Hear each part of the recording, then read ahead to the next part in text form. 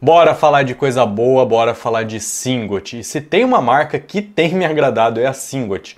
Inclusive eu não fiz nenhuma tier list ou algo do tipo, nenhum ranking de melhores marcas do ano passado, mas se eu tivesse feito, a Singot seria a minha escolha, tá? Pra mim foi a marca mais consistente ano passado, construção sensacional sempre, sonoridade também muito consistente, cara. É uma marca que tem crescido muito. Eu lembro quando começou lá com Singot Roach On, quase ninguém conhecia ela e ela tá ganhando mercado.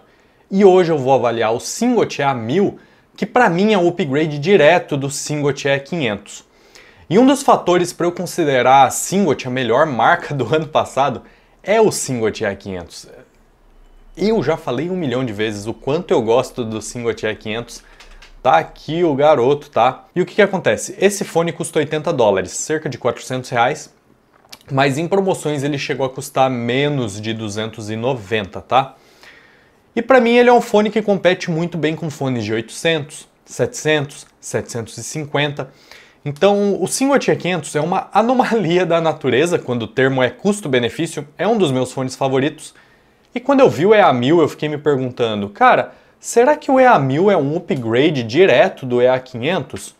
E eu fico feliz de dizer que sim, porém a gente tem que discutir algumas coisas, principalmente custo-benefício, porque o EA1000 custa quase 3 vezes mais que o EA500. Sem mais demora, bora começar com a construção, que é novamente muito bem polida e muito rebuscada.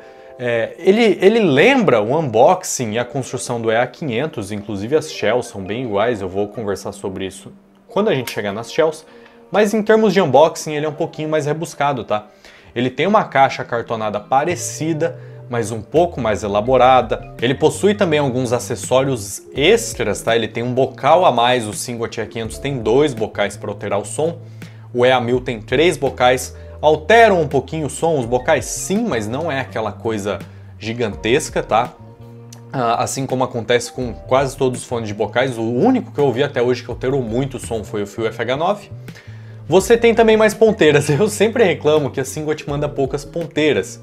Eu falo, querida Singot, envie mais ponteiras nas caixas, porque para competir com essas faixas de preço, você pega a Duno manda um caminhão de ponteira, até porque a Duno fabrica ponteira. E eles mandaram o dobro de ponteiras, tá? Geralmente eles mandam 3 pares, eles mandaram 6. Só que são ponteiras iguais. Eu não vi o sentido disso, cara, porque assim, ponteiras diferentes mudam o conforto e mudam o som. Então o ideal é, se você tiver 2 sets de ponteiras diferentes, as ponteiras serem diferentes, não iguais. Só é útil aqui no caso você perca a sua ponteira favorita, você vai lá e tem mais um par para você usar. Mas novamente, Singot, você precisa colocar mais ponteiras, principalmente nessa faixa de preço de $220, que não é barata. $220, convertendo aqui para vocês, são cerca de R$1.100, R$1.200 pré-impostos. Falando em impostos, cara, a Singot me enviou esse fone para review, muito obrigado Singot, e eu vou deixar o link da loja deles no AliExpress, obviamente, tá? Mas como vocês sabem, o AliExpress está com remessa, eu não sei se a loja da Singot está cobrando remessa ou não, mas eu vou deixar também o link da Linsou. A Linsou não possui remessa conforme, você pode comprar lá. Vai ser taxado? Provavelmente vai, tá? Todos os fones da Linsou eu sou taxado ali de R$20 a R$70 mais ou menos. Então eu acho que vale a pena comprar na Linsou, vou deixar link para vocês também. Bom, falamos de preço, falamos de construção, alguns outros pontos. O cabo lembra bastante o cabo do EA500, só que é um pouco mais grosso, um pouco mais rebuscado. É um ótimo cabo, tá? Um dos melhores nessa faixa de preço dos R$1.000, lembra bastante o cabo do Kato.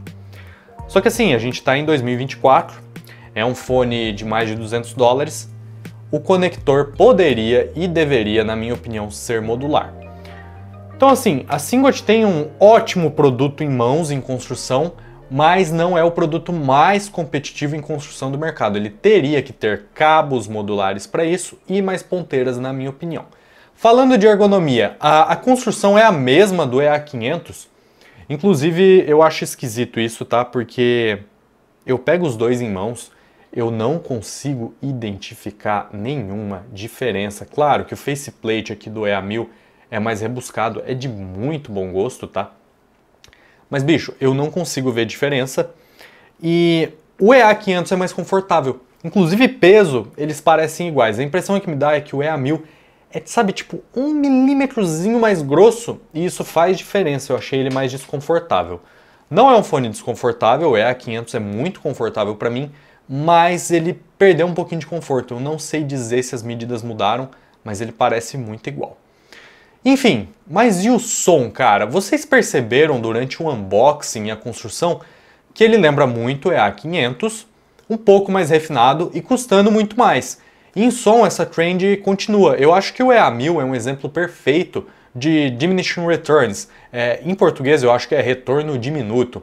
É uma regra que basicamente diz o seguinte: quanto mais você gasta, mais retorno você tem, mais benefício você tem, mas conforme você vai gastando mais e mais e mais, esse benefício vai ficando cada vez menor. Então, muita gente me fala, um fone de R$1.000 vai tocar o dobro de um fone de 500? Obviamente que não, né? Por causa do diminishing returns. Cada vez você investe mais em tecnologia para extrair 5% a mais de desempenho, mas nisso você dobra o preço. Não é o que acontece aqui, tá? Eu tô indo para casos extremos, mas é mais ou menos o que acontece quando você vê a indústria de carros, velho. Você vai para a Fórmula 1, bicho, um parafuso do motor do carro de Fórmula 1 custa o preço da sua casa, entendeu? E ele é muito melhor que um parafuso normal? Não, mas, sabe, tem que ser o melhor do melhor ali. Isso é um exemplo clássico de diminishing returns, e isso acontece com o EA500 e o EA1000. O que eu vos digo? Assim, o EA1000 é melhor, ele é um EA500 mais polido e ele vale a pena a compra, tá? Ele realmente dá uma polida legal na assinatura sonora, ele aumenta consideravelmente as tecnicalidades, mas o EA500 continua sendo um custo-benefício bizarro. Para mim, o EA500 deveria custar uns R$700, como eu já disse muitas vezes, R$800. Esse fone compete com fones dessa faixa de preço. Já o EA1000, ele é precificado bem competitivo com os fones de 200 a 250 dólares. Então, você não tem mais aquela discrepância de custo-benefício que o EA500 tem. Bom, como é a assinatura sonora? Cara, ela é bem parecida com o EA500, então não preciso dizer que eu adorei, e ela refina essa fórmula. E aqui que é o ponto interessante, eu acho que para quem tem um EA500 e fala, cara, o EA500 é muito bom, é um fone sensacional, eu quero fazer um upgrade direto para ele, para onde eu vou? A resposta é óbvia, para o EA1000, porque o EA1000 pega essa assinatura do EA500, que é bem enérgica, tem bastante, cara, muita dinâmica no médio grave, muito impacto, um som muito vivo, tem bastante agudo, bastante detalhamento, arejamento. O EA1000 faz tudo isso, mas pole as arestas. Primeiro que os graves, ele tem graves um pouquinho mais recuados que o EA500 para os meus ouvidos, tá? Porém, as tecnicalidades ganham muito. Ele continua tendo uma dinâmica muito alta, uma extensão muito boa, um impacto, aquele impacto característico do EA500 que é encantador. Só que dessa vez ele tem mais velocidade, ele tem mais controle, ele tem um detalhamento maior, ele tem um refino maior nos graves, então ele é mais maduro. Os médios, cara, os médios pra mim são bem parecidos, só que o EA1000 tem médios mais pra frente, o EA500 é um pouco em V, então os médios são um pouquinho mais recuados, o EA1000 tem médios mais pra frente. Aumenta também um pouquinho o detalhamento, mas eu fico feliz de ver que o timbre é mantido. O timbre do EA500 é muito bom, do EM6L é muito bom. São vozes muito naturais, cara. Eu não sinto que em momento nenhum esses fones ficam gritões, ficam ardidos ou secos demais com guitarras. Você vai ouvir um heavy metal, sabe? Quando você tem que abaixar o volume porque, cara, a guitarra tá ardidaça, metálica. Isso não acontece com o EA500 e não acontece com o EA1000, tá? Os médios são irrepreensíveis. E os agudos são o ponto onde eu mais vejo que existe uma melhora comparado com o EA500. O EA500 tem agudos sensacionais, cara. O EA500 tem uma quantidade de informação e detalhamento nos agudos que não é de um fone da faixa de preço dele para os meus ouvidos, tá? Ele compete, por exemplo, com um Dropcato em detalhamento para mim. E o EA1000 vai e aumenta esse detalhamento, mais ainda, diminuindo a quantidade de agudos, porque algumas pessoas reclamaram que o EA500 pode ser um fone agressivo nos agudos em alguns momentos. Para mim não, ele é um fone brilhante realmente, mas em momento nenhum me cansa. Mas o EA1000, para essas pessoas que falaram, cara, o EA500 às vezes passa do ponto, o EA1000 não vai passar do ponto. Ele, novamente, tem uma assinatura parecida com o EA500, mais madura, mais polida, mais técnica ainda. Então é um upgrade direto. Cara, compensa a compra?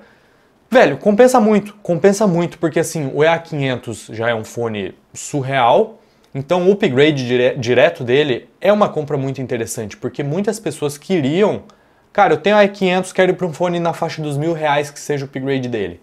Eu recomendaria o Kato, mas assim, o EA1000 é melhor que o Kato em assinatura sonora e lembra mais o EA500. Então hoje eu vou recomendar o EA1000.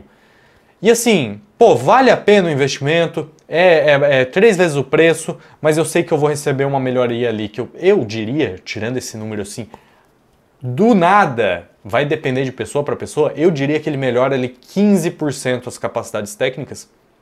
Daí você fala, 15% para custar 3 vezes mais. Meu amigo, o Singot EA500 é um fone muito técnico, então 15% em cima disso é bastante coisa, tá? É a se considerar. Para quem tem a grana, vale muito a pena. Bicho, e eu digo mais uma coisa, você tá pensando em comprar o EA1000 e nunca ouviu o EA500? Compre um EA500 antes, tá? Eu deixo no grupo do Telegram, entrem no grupo do Telegram de promoções, vira e mexe EA500 por menos de R$400 sem remessa, e também tem muitos usados no Brasil. Comprem um EA500, ouçam antes do EA1000. Se for o tipo de assinatura que você curte, aí você vai pro EA1000, entendeu? Vale a pena fazer esse teste, considerando que eles são upgrades diretos. Gente, espero que vocês tenham gostado dessa review. Se vocês gostaram, deixem o like, comentem, compartilhem, como sempre, e eu vejo vocês no próximo vídeo. Fui!